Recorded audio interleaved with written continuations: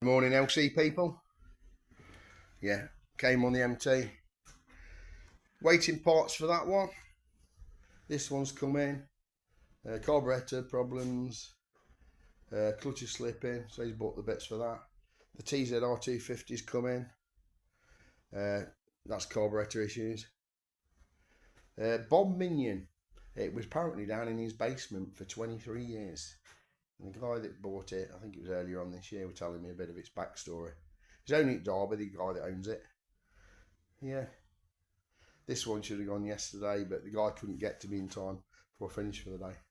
The N1, still waiting for the barrels to come back and the other bits that's ordered for it. So, yeah, just need to get get rid of that 4-stroke down there and maybe one or two of these. I think this is going today.